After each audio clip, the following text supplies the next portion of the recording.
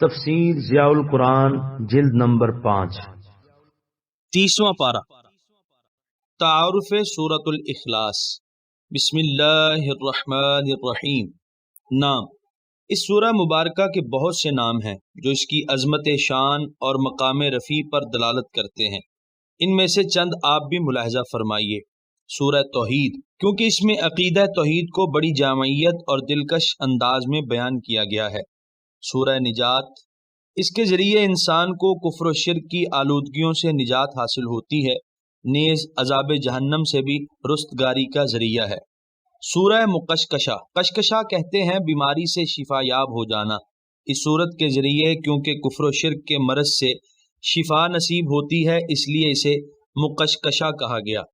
سورۃ الاساس، کیونکہ ایمان و عمل کا قصر رفیع توحید کی بنیادوں پر تعمیر ہوتا ہے، اس کے بغیر اعلیٰ سے اعلیٰ عمل بھی بے معنی اور بے سود ہے۔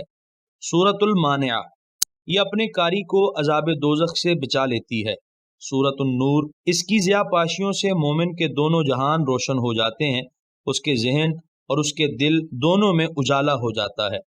سورۃ الامان، اس سورت پر ایمان رکھنے والوں کو خداوند ذوالجلال کے قہر و غضب سے امان مل جاتی ہے۔ سورۃ الاخلاص، اس سورت کے متعدد ناموں میں سے یہ اس کا مشہور ترین نام ہے، کیونکہ توحید خالص کا مضمون پوری فصاحت سے اس میں مذکور ہے۔ گویا یہ نام اس سورت کے لیے بطور علامت مستعمل نہیں ہوا، بلکہ اس کے مضامین و مطالب کا ایک جامع عنوان ہے۔ اس کی آیات کی تعداد 4 اور باروایت 5، یہ 15 کلمات اور 47 حروف پر مشتمل ہے۔ زمانہ نزول، اس کے مکی اور مدنی ہونے میں اختلاف ہے۔ بعض علماء کے نزدیک یہ سورت مکہ مکرمہ میں نازل ہوئی اور بعض کے نزدیک مدینہ طیبہ میں۔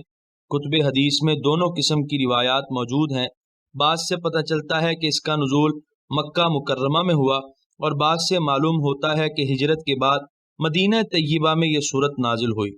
پہلے ہم وہ احادیث آپ کے سامنے پیش کرتے ہیں جن سے اس کے مکی ہونے کی تائید ہوتی ہے۔ نمبر 1، ابو العالیہ ابی بن کعب سے روایت کرتے ہیں کہ مشرکین کا ایک گروہ نبی کریم صلی اللہ علیہ وآلہ وسلم کی خدمت میں حاضر ہوا اور پوچھا، اے محمد صلی اللہ علیہ وسلم، جس رب پر ایمان لانے کی آپ ہمیں دعوت دیتے ہیں، اس کا نسب نامہ تو ہمیں بتائیے تاکہ ہمیں اس کی پہچان ہو جائے۔ اس وقت اللہ تعالیٰ نے ان کے جواب میں یہ سورت نازل فرمائی۔ نمبر 2، امام شعبی حضرت جابر رضی اللہ عنہ سے نقل کرتے ہیں کہ ایک اعرابی نبی کریم صلی اللہ علیہ وآلہ وسلم کے پاس آیا، کہنے لگا کہ اپنے رب کا نسب نامہ ہمیں سنائیے۔ اس وقت اللہ تعالیٰ نے یہ سورت نازل فرمائی۔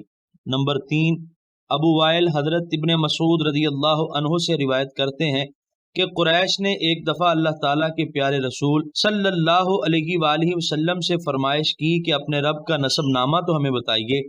اس وقت یہ سورت نازل ہوئی۔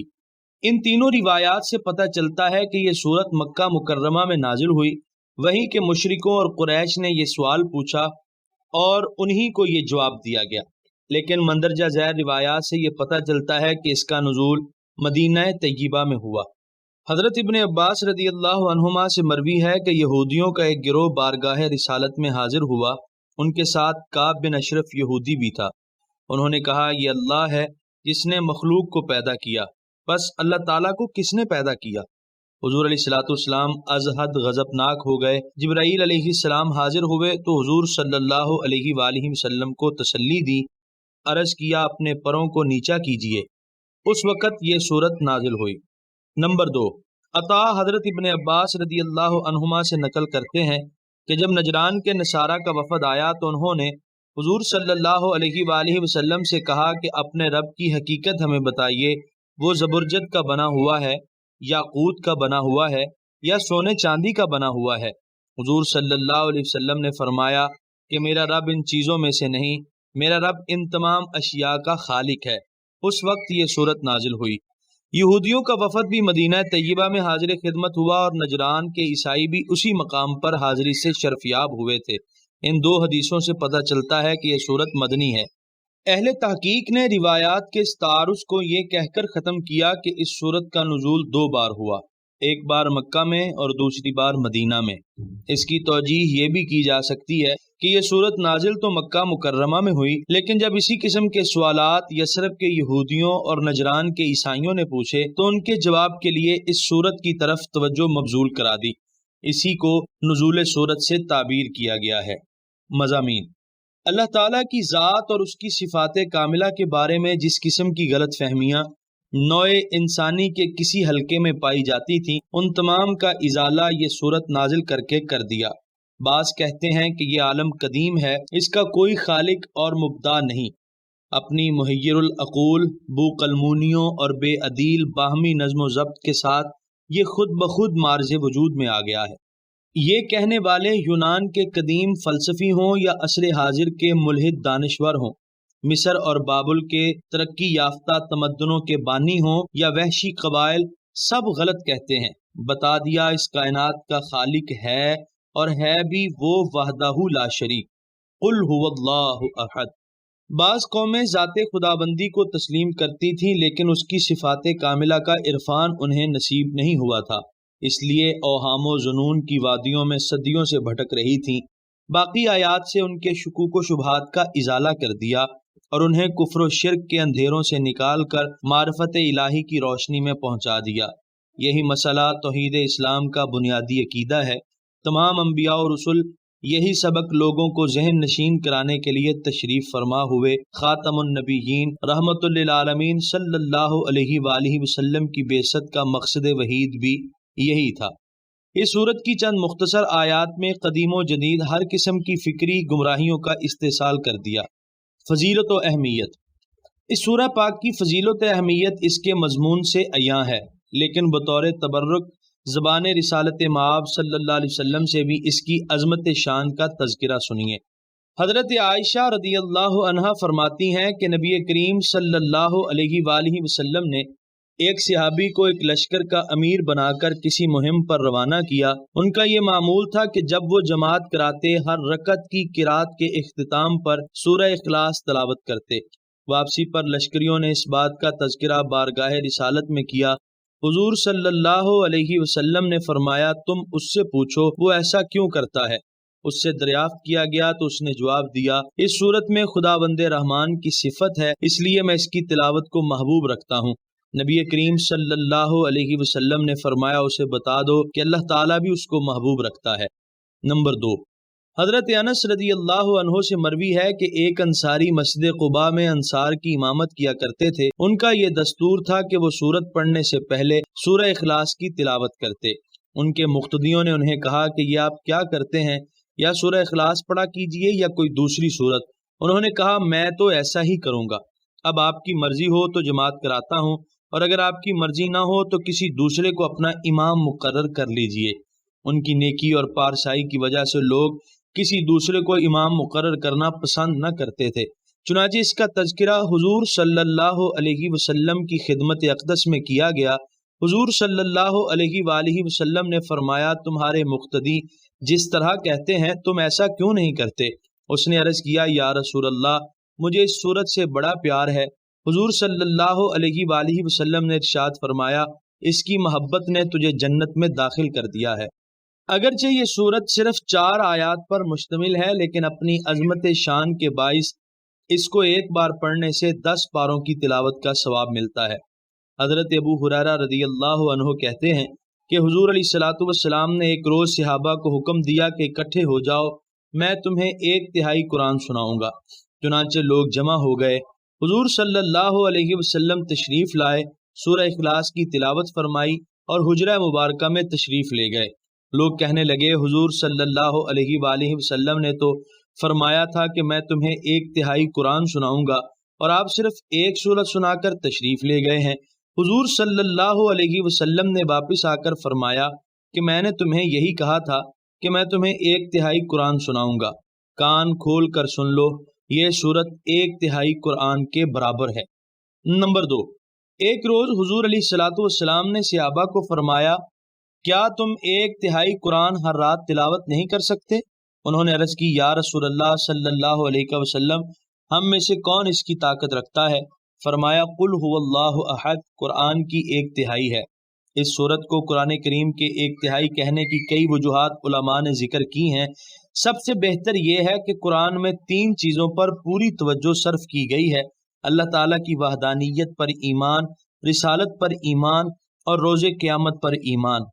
इस सूरत में तौहीद का जिक्र किया गया है जो इन 3 चीज़ों में से एक है, इसलिए इसे कुरान की 1/3 फरमाया गया है।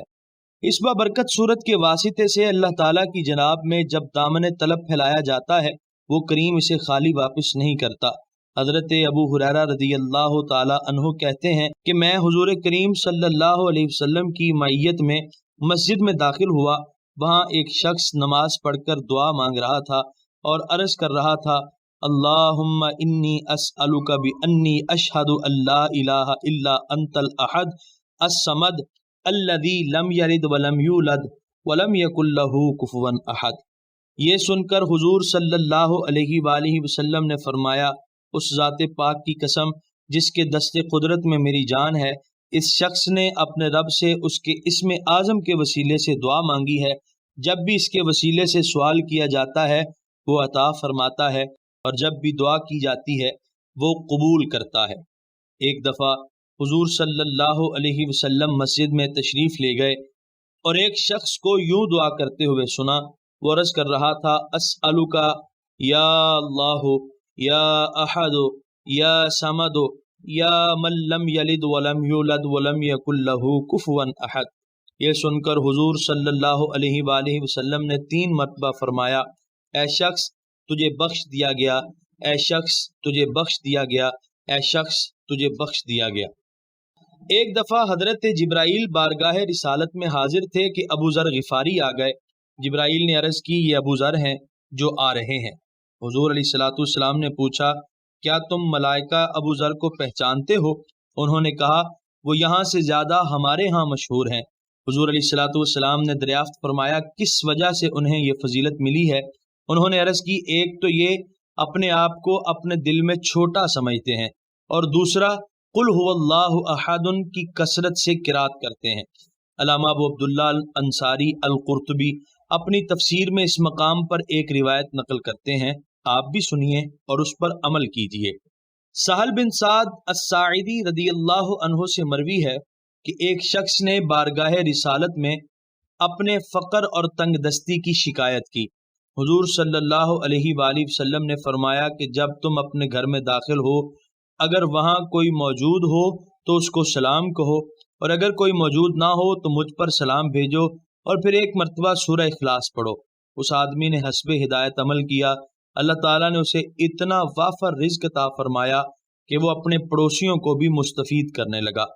काज़ी अय्याज़ शिफा शरीफ में इन मकामात का जिक्र करते हुए, जहाँ नबी रहमत सल्लल्लाहु अलैहि वसल्लम पर सलातो सलाम भेजना मुस्तहब है, रकम तराज हैं कि अमर बिन दिनार जो इमाम हदीस हैं और सियासत्ता के मुसन्निफीन ने इनसे अहादीस रिवायत की हैं। अल्लाह ताला के इस इरशाद के ज़िमन में फ़इज़ा दखलतुम अल आया लिखते हैं, जब तुम अपने घरों में दाखिल हो तो अपने आप पर सलाम भेजो। इब्न दिनार कहते हैं कि अगर घर में कोई ना हो तो कहो अस्सलामु अलन नबी व रहमतुल्लाहि व बरकातुहू। अल्लामा अली कारी शरह शिफा में इसकी वजह बयान करते हुए तहरीर फरमाते हैं, यानी हुजूर अलैहिस्सलातु वस्सलाम की रूह मुबारक अहले इस्लाम के घरों में हाजिर होती है, इसलिए हुजूर पर सलाम अर्ज करना चाहिए। आप देख रहे हैं PATF Islamic info YouTube channel. मज़ीद इस्लामिक वीडियोज़ के लिए हमारा चैनल सब्सक्राइब करें।